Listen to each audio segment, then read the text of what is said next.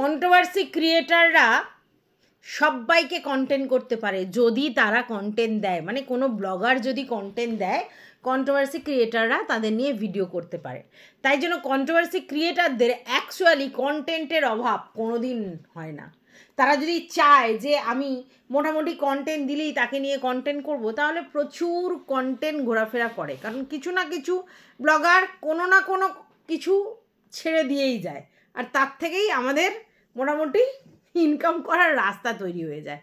তো এখন নতুন একটা কন্টেন্ট আবার এসছে না, এরা অনেক দিনের ব্লগার এবং রীতিমতো বড় ব্লগার, এবং এদের একটা ঝগড়া 1 বছর আগে শুরু হয়েছিল, আবার ভেরি রিসেন্ট কালকের থেকে ঝগড়াটার উৎপত্তি হয়েছে। আমি যখন ভিডিওটা করছি 10 ঘন্টা আগে সে কমিউনিটি পোস্টটা দিয়েছিল, যদিও কমিউনিটি পোস্টটা আমি তখনই দেখেছিলাম কারণ ওকে আমার সাবস্ক্রাইব করা আছে, কিন্তু আমি তারপরে আবার আরেকজনেরও কমিউনিটি পোস্ট পেলাম, মানে তার মানে পার্টনারের, তারপরে আমি ভিডিওটা করতে আসছি।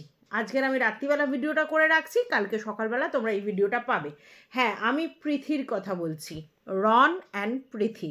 এদের মধ্যে যে কেমিস্ট্রিটা মানে ম্যাচ করছিল না, সেটা কিন্তু আমি বেশ কয়েকদিন আগে থাকতে বুঝতে পারছিলাম। যদিও ওরা সেভাবে স্যারেন্ডার কিছু করেনি, কিন্তু বুঝতে পারছিলাম কেন, কারণ ওরা দুজনে মিলে থাকবার জন্য একটা ঘর ভাড়া নিয়েছিল এবং রীতিমতো তারা সাজাচ্ছিল। এর আগে একটা অন্য ঘর ভাড়া নিয়েছিল, সেটাকে ছেড়ে ওরা নতুন একটা বাড়ি ভাড়া নিল, এবং নতুন বাড়ি ভাড়া নিয়ে সেখানে থাকতে থাকতে হঠাৎই রন মিসিং দেখা গেল, এবং প্রীতিকে দেখা গেল যেই ঘরটা সে ভাড়া নিয়েছিল সেই ঘরটা ছেড়ে সে উপরে একটা, মানে যেই বাড়িটায় থাকতো সেই বাড়ির উপরে ছাদে একটা ঘর ভাড়া নিল। বললো আমি যেহেতু একা আছি, আমার এত বড় জায়গা ফায়গা লাগবে না, তাই আমি একটা ছোট্ট ঘর ভাড়া নিয়েছি, নিয়ে সেখানে মালফাল শিফট করছিল। তখনই আমার একটু ডাউট লাগছিল যে ভাই কেন, মানে এরা একটা, প্রথমে আমরা জানতাম যে রন এবং পৃথি তাদের শ্বশুরবাড়ি মানে রনেদের বাড়িতেই থাকা শুরু করেছিল। আচ্ছা, বাই দ্য ওয়ে, রন আর পৃথি দুজনে কিন্তু লিভিং পার্টনার না, তারা বর বউ, তারা রেজিস্ট্রি ম্যারেজ করেছে, কিন্তু তাদের সোশ্যাল ম্যারেজ হয়নি। কেন হয়নি? তার কারণ পৃথির বাবা সেই সময় বাইরে ছিল, আউট অফ ইন্ডিয়া, সেই জন্য তিনি সম্প্রদান করতে পারবেন না, আর সম্প্রদান করতে পারবেন না বলে পৃথি বিয়েটা করতে চায়নি, কারণ সে চেয়েছিল তার বাবার হাতে সম্প্রদান হতে, আর সেই জন্যই পৃথি তখন সোশ্যাল ম্যারেজ করেনি। এবং তারপর অনেকবার সোশ্যাল ম্যারেজের অ্যাটেম্প নেওয়া হলেও কিছু না কিছুভাবে বাধাপ্রাপ্ত হয়েছে, আর সোশ্যাল ম্যারেজ করা হয়নি।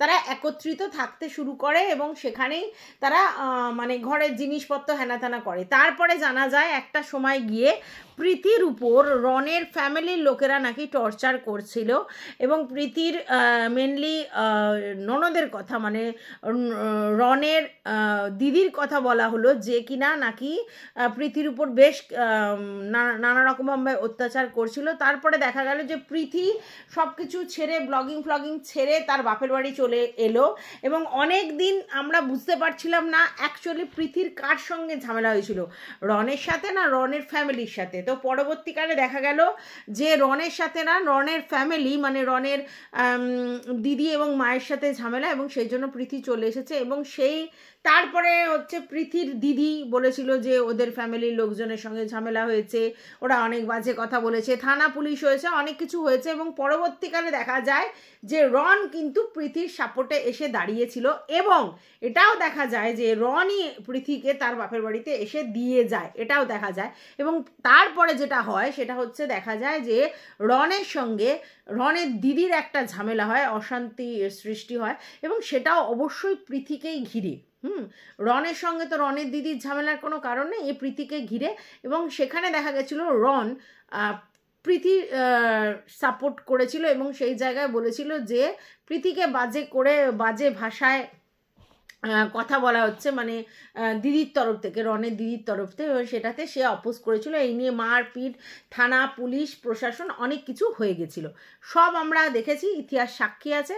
তারপরেও ব্যাপারটা থেকে মানে ওরা বেরিয়ে এসেছে, ওদের ওই জিনিসগুলো আর ওরা সোশ্যাল করেনি, তাই আমরাও সেই নিয়ে ধীরে ধীরে ভিডিও করা বন্ধ করে দিয়েছিলাম। তারপরে আমরা যেটা দেখলাম যে 2 দিনের মধ্যে প্রীতির চ্যানেল মনিটাইজ অন হয়ে লাখ ভিউ মানে সাবস্ক্রাইবার হয়ে যায় তারপরে তো সেই চ্যানেলটা বেশ বড় আকার ধারণ করে, কারণ ওরা হচ্ছে সেই লেভেলের ফেম যশ প্রতিপত্তি পেয়েছে ইউটিউব থেকে। আর প্রীতিকে কিন্তু আমার খুব সিম্পল মনে হয়, প্রচণ্ড সিম্পল দেখতে লাগে এবং সিম্পল মনে হয়, এবং ওর মধ্যে যেন খুব একটা বেশি অতি নাটকীয় কিছু মনে হয় না। আমি জানি না আমরা যা সামনে থেকে দেখি ভিতরে যে সেটাই হবে তার কোনো অ্যাসুরেন্স নেই, কারণ আমরা তো ওর সঙ্গে ওইভাবে মিশিনি, তবে উপর থেকে ওকে পিওর সোল মনে হয়, ঠিক আছে। তো যাই হোক, এইবার যেটা হচ্ছে সেটা হচ্ছে প্রীতি আর রনের মধ্যে আবার প্রবলেম শুরু হয়েছে, এবং সেটা তারা পাবলিক করেছে, প্রীতিও করেছে, রনও করেছে।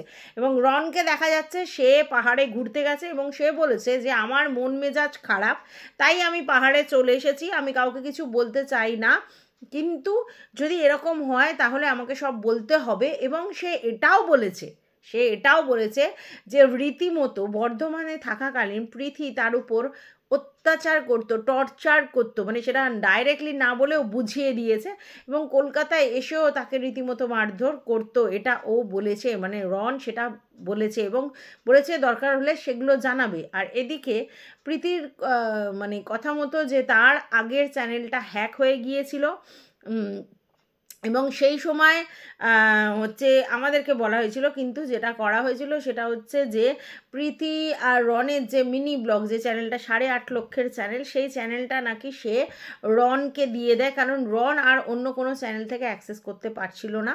এদিকে রন বলছে যে আমাদের প্রীতি নাকি সমস্তটাই মিথ্যা কথা বলছে, কোনো চ্যানেল হ্যাকপ্যাক হয়নি, একটা চ্যানেল ওর কাছে আছে। আচ্ছা, এইবার আমি তোমাদেরকে একটা কমিউনিটি পোস্ট পড়ে শোনাচ্ছি প্রীতি, তারপরে তোমাদেরকে ভিডিওটা আমি আবার কন্টিনিউ করব। তো চলো, welcome back to my channel. আশা করছি তোমরা সবাই খুব ভালো আছো, আর আমিও খুব ভালো আছি। নতুন একটা ভিডিওর সাথে আমি রুনা লাইফস্টাইল থেকে নতুন ভিডিওর সাথে আবার চলে এসেছি। হ্যাঁ, এইবারে কন্টেন্ট আবার নতুন, রন প্রীতির ব্যাপারটা নিয়ে একটুখানি আবার সবাই নড়ে চড়ে বসছে, কারণ তারা আবার পাবলিক করছে তাদের ঝামেলা। তো প্রীতির যে কমিউনিটি পোস্টটা সেটা আবার আমি তোমাদেরকে পড়ে শোনাচ্ছি। সেটা হচ্ছে, আবারও একটা বড় ধাক্কা খেলাম। তোমরা সবাই জানো আজ থেকে 1 বছর আগে আমি নতুন একটি ব্লগ চ্যানেল শুরু করেছিলাম, যেটিতে এখন আমি ব্লগ পোস্ট করি। আমার আগের 8.5 লক্ষ সাবস্ক্রাইবারের চ্যানেলটা আমি রনকে দিয়েছিলাম, ও যেন ওর ভিডিওগুলো সেখান থেকে পোস্ট করতে পারে, কারণ ও অন্য কোথাও পোস্ট করতে পারছিল না। কিন্তু এখন আমার নিজের রন প্রীতি মিনি ব্লগ চ্যানেলটা হঠাৎ করে আমার হাত থেকে পুরোপুরি চলে গেছে। পাসওয়ার্ড, ইমেল আইডি সব কিছুই চেঞ্জ করে দেওয়া হয়েছে। ও দিয়েছিল কাকে? রনকে। এখন কি হয়েছে? পাসওয়ার্ড, ইমেল আইডি পুরোপুরি সব চেঞ্জ করে দেওয়া হয়েছে। তাহলে ওর হাত থেকে কে নিয়ে নিল? বোঝাই যাচ্ছে ও রনকেই ব্লেম করছে। আমি কিছুই অ্যাক্সেস করতে পারছি না, মানে ডাইরেক্টলি ও রনকেই ব্লেম দিচ্ছে। আমার প্রমোশনাল ভিডিওগুলো ওখান থেকে হাইড বা ডিলিট করে দেওয়া হচ্ছে, মানে ও যে প্রমোশনাল ভিডিও শ্যুট করেছে সেগুলোকে হাইড করে দেওয়া হচ্ছে বা ডিলিট করা হচ্ছে। আর ভিন্ন জায়গা থেকে ফোন আসছে কি হয়েছে জানতে। সত্যি বলতে মানসিকভাবে খুব চাপের মধ্যে আছি।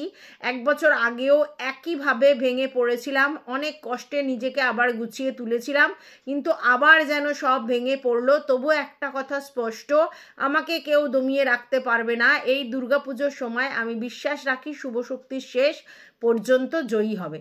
শুনতে পেয়েছে? এটা প্রীতির কথা। আর রনের কথা হচ্ছে প্রীতি মিথ্যা কথা বলছে, ওর কোনো চ্যানেল হ্যাক হয়নি।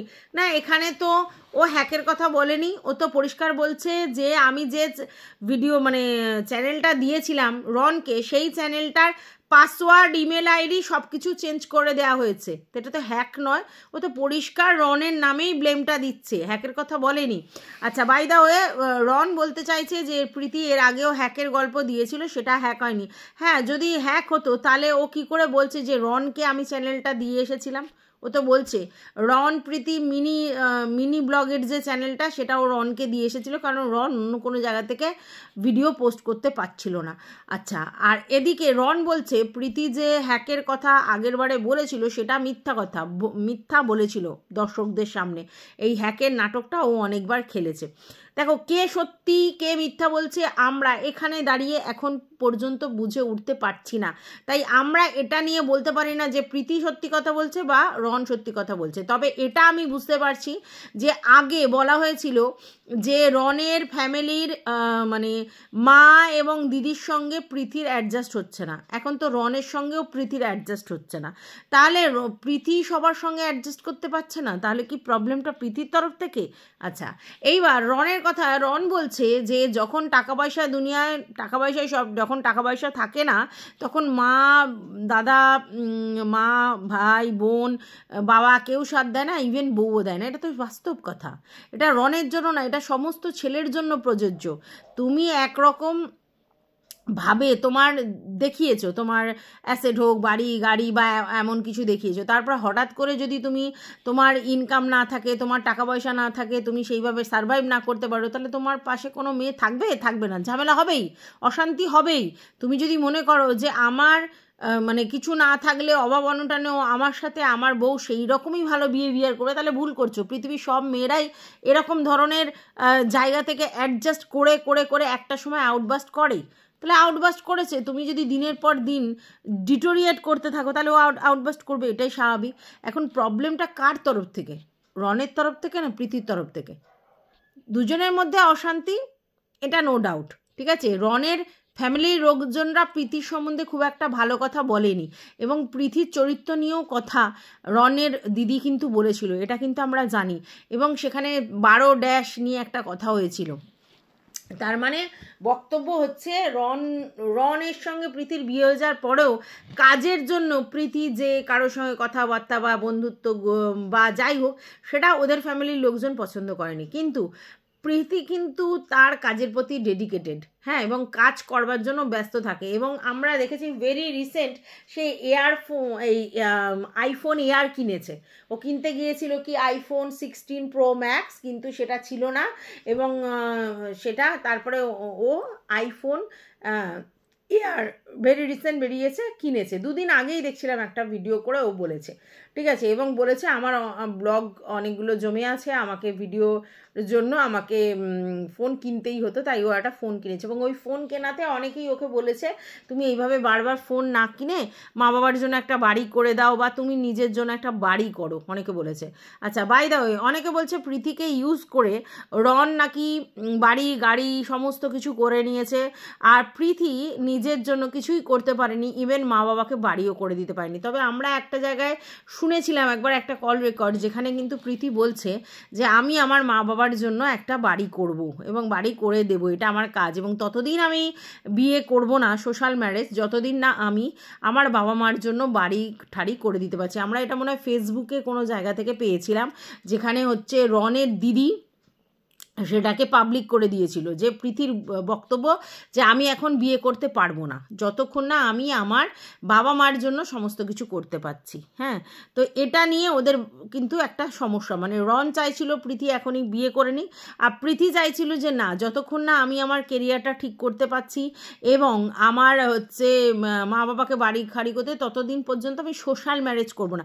রেজিস্ট্রি ম্যারেজ তো হয়েই আছে, ওরা তো স্বামী স্ত্রী, এটার জন্য আবার বিয়ে করার কি আছে? ওরা তো হাজব্যান্ড ওয়াইফ, একসাথে থাকছে, রেজিস্ট্রি ম্যারেজ করেছে, তাহলে আবার প্রবলেমটা কোথায়? তো যাই হোক, এটা নিয়েই কিন্তু একটা সমস্যা মনে হয়, সেটাই বিরাট আকার ধারণ করেছে। মানে রন মনে হয় চাইছিল যে ওদের সামাজিক বিয়েটা হয়ে যাক এবং ওরা একত্রিত যেরকম হাজব্যান্ড ওয়াইফ থাকে সেরকমভাবে থাকুক, কিন্তু প্রীতির পক্ষে সেটা সম্ভব হচ্ছিল না, কারণ প্রীতি কেরিয়ার ওরিয়েন্টেড, কেরিয়ারে ফোকাসড, এবং তার বাবা মার দায়িত্ব সে নিয়েছে, এটা কিন্তু আমরা জানি। তার জন্য হয়তো কোনো একটা সমস্যা তৈরি হয়েছিল। তবে এটা আজকে যেটা ঠিক, ওদের মধ্যে একটা ইগো ক্ল্যাশ হচ্ছে এবং কাজের দিক দিয়েও প্রবলেম হচ্ছে। আর রনকে দেখতে পাচ্ছি ফেলিওর, অনেক জায়গা থেকে রন ফেলিওর হচ্ছে, তো স্বাভাবিকভাবেই প্রীতি নিজের মতো করে কাজ করার চেষ্টা করছে।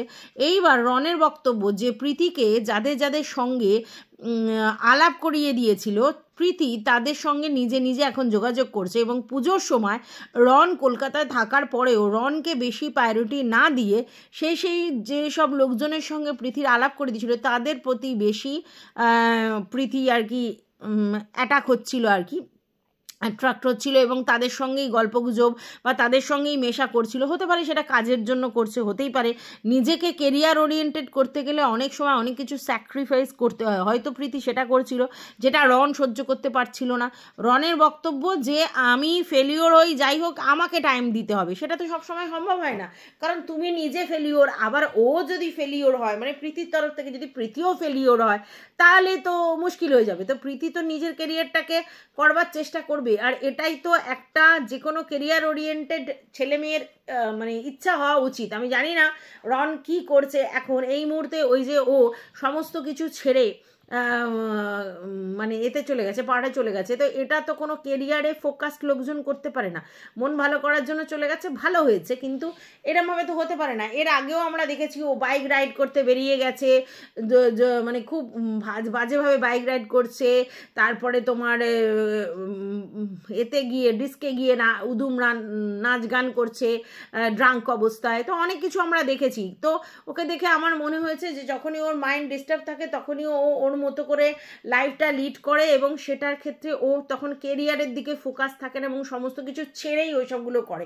কিন্তু প্রীতির মধ্যে দেখেছি অনেকটা কেরিয়ারে ফোকাসড একটা মেয়ে, এবং নিজে অ্যাচিভ করবার জন্য কিন্তু সবসময় ব্যস্ত থাকে। হতে পারে সেটা হয়তো রন আর প্রীতির মধ্যে ঝামেলা বাঁধার একটা বিশাল কারণ হতে পারে, আমরা এখন কিছুই বুঝতে পারছি না।